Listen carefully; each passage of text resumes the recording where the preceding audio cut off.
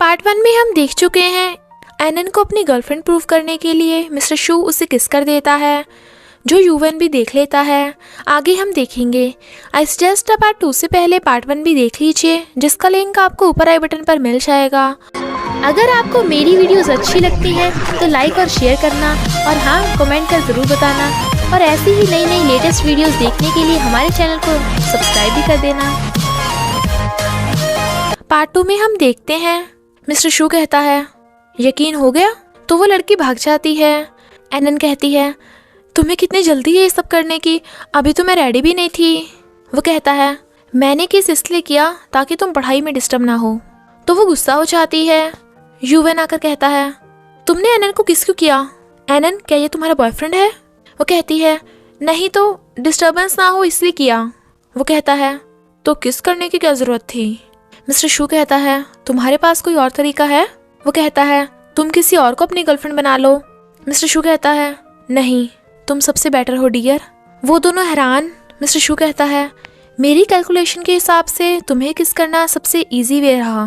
तो यूवन कहता है, पर आगे से एनन को किस मत करना, और चला जाता है।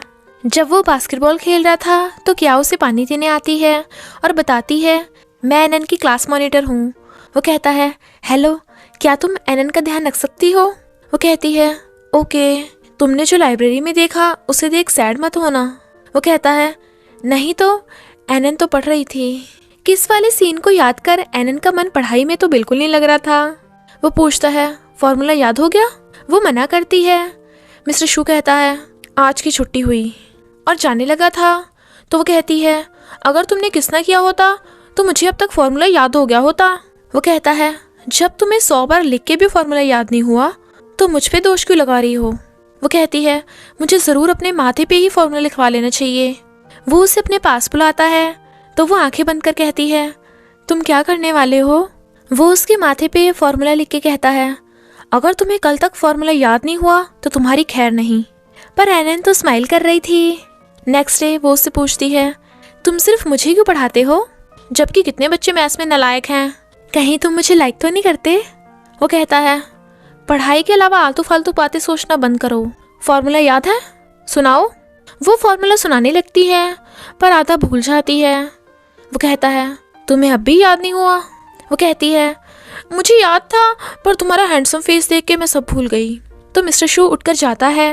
वो अपना सिर पटक रही थी पर वो उसे एक नई बुक पढ़ने को कहता है। वो मना करती है तो मिस्टर शू गुस्सा हो चला जाता है। लिटरेचर गॉड कहता है, क्यों ना हम चेक करें कि एनन किसे चूज करेगी, लैंग्वेज डिपार्टमेंट को या मैथ्स डिपार्टमेंट को। मिस्टर शू कहता है, वो मेरी है, और चला जाता है।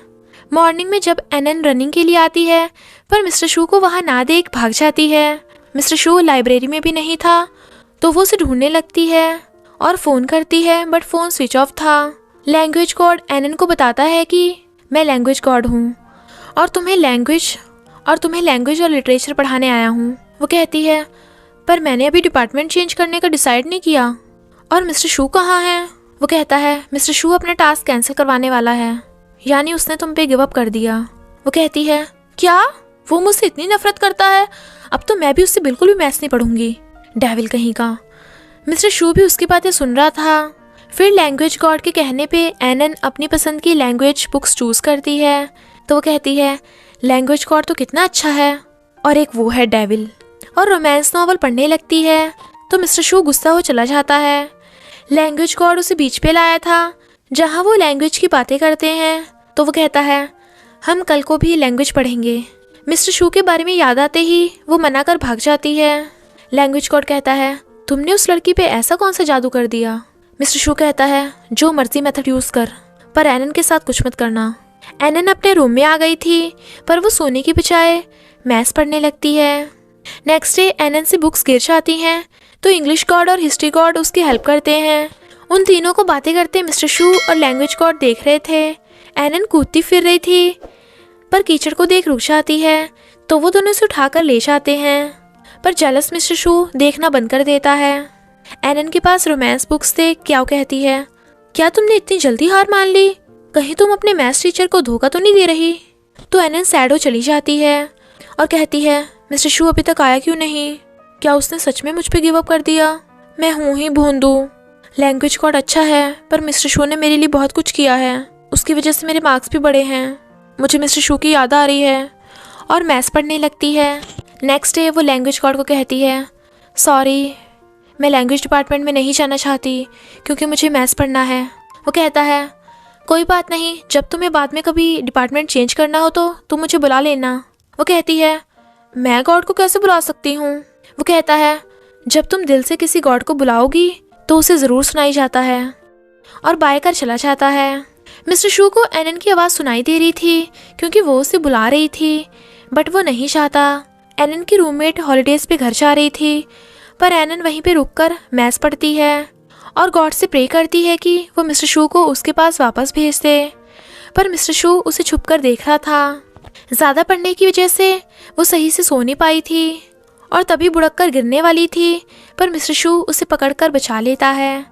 तो वो कहती है, मिस्टर शू, ये सपना तो नहीं है? वो उसे कहता है। तो वो कहती है, ये तो सच में तुम हो। मैंने तुम्हें कितना बुलाया, तुम आए क्यों नहीं? मैंने सब फॉर्मूले याद कर लिए हैं। सॉरी, पर प्लीज़ फिर कभी गायब मत होना। वो हाँ करता है। वो पूछती है, क्या तुम सच में मुझ पे गिव अप करने वाले थे? वो कहता है, भले ही तुम कभी कभी स्टूपिड हो, लेजी हो, पर मैंने तुम पे गिव अप करने का कभी नहीं सोचा। तो वो खुश हो जाती है और फिर उसका ब्लेजर पकड़ उसके पीछे पीछे चल देती है। मॉर्निंग में उसकी आइज़ खुलती है तो वो मिस्टर शू के घर पे थी। इनफैक्ट रात वो मिस्टर शू के कंधे पे ही सो गई थी। तो वो उसे गोद में उठाकर बेड पे लिटा देता है और उसके शूज़ निकाल कर उसे ठंड लगता देख उसे कपड़ा उड़ा सुला देता है। तो एनन बहुत खुश होती है कि मिस्टर शू ने उसकी केयर की और इमेजिन करती है कि मिस्टर शू उसे गोद में बिठाकर खिला रहा है और पढ़ा रहा है। वो उसे उठाने आता है। वो दोबारा सोने को बोल रही थी तो वो कहता है, अगर तुम सो गई तो मैं तुम्हें दोबारा उठा दूंगा। वो शर्मा जाती है। तभी रियलिटी वाला मिस्टर शू कहता है, अगर तुम उठने में 2 मिनट भी लेट हुई तो मैं। वो कहती है, नहीं, मैं उठ गई। फिर मिस्टर शू से कहता है, हॉलीडेज़ में तुम मेरे घर पे ही रुकोगी और ये रहा तुम्हारा टाइम टेबल। वो टाइम टेबल दे कहती है, मैं तुम्हारे साथ ऐसे थोड़ी ना रहना चाहती हूँ। और सोचती है, मैं तो तुम्हारे साथ हग, किस, रोमांस करना चाहती हूँ। इस डेविल को लाइक करने का ये सिला मिला। वो कहता है, पढ़ाई पर ध्यान दो। एनन को भूख लग रही थी क्योंकि उसने अभी तक ब्रेकफास्ट नहीं किया था। तो वो कहती है, मिस्टर शू, तुम कुछ भूल तो नहीं रहे हो? तो वो उठकर जाता है। एनन इमेजिन करती है कि मिस्टर शू उसके लिए केक लेकर आएगा और उसे अपने हाथों से खिलाएगा, पर रियलिटी में तो मिस्टर शू उसे टेस्ट पेपर लाकर दे देता है जो उसे सॉल्व करने थे। तो वो कहती है, अरे मुझे भूख लगी है। वो कहता है, अच्छा तुम इंसान हो। वो कहती है, और नहीं तो क्या, इंसान खाना खाते हैं। और खाना बनाने जाती है, पर मिस्टर शू की किचन तो पूरी खाली पड़ी थी। यहाँ तक कि फ्रिज में भी मैथ्स के रिसर्च पेपर रखे थे। वो उसके साथ सुपरमार्केट आया था तो वो खुश होती है, पर वो कहता है, मैं ध्यान रखने आया हूँ कि तुम टाइम वेस्ट ना करो। कपल्स को देख एनन का भी उसका हाथ पकड़ने का मन था, पर मिस्टर शू तो उसे ज़रा भी भाव नहीं देता और फिर अपने जीनियस ब्रेन से शॉपिंग करता है। वो कहती है, सामान बहुत भारी है। वो नीचे रखने को कहता है तो वो खुश हो जाती है।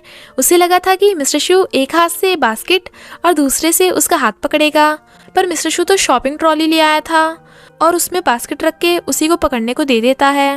वो कहती है, इसका हाथ पकड़ना तो बहुत मुश्किल है। और फिर उससे कहती है, मैं बहुत टेस्टी खाना बनाती हूँ, तुम भी खाना।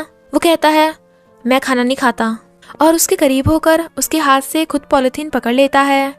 एन सोचती है, लगता है इस डेविल का दिल पिघल रहा है। वो कहता है, ज़्यादा मत सोचना, तुम इतनी स्लो चल रही थी इसलिए पकड़ा ताकि टाइम वेस्ट ना हो। पर वो फिर भी खुश थी और फिर कहती है, वाओ, तुमने इतना सारा सामान सिर्फ 300 में ही बाय कर लिया। रास्ते में एक ओल्ड लेडी को स्ट्रॉबेरी बेचते देख वो उससे सारी स्ट्रॉबेरी बाय कर लेती है। वो कहता है, तुमने इतनी महंगी स्ट्रॉबेरी क्यों बाय की, जबकि मार्केट में तो ये सस्ती थी। वो कहती है, क्योंकि ये ज़्यादा टेस्टी हैं, आज वो ग्रैंड माँ जल्दी घर जा पाएंगी। तो वो उसे देखने लगता है। फिर एनन खाना बनाती है और मिस्टर शू उसे देख रहा था।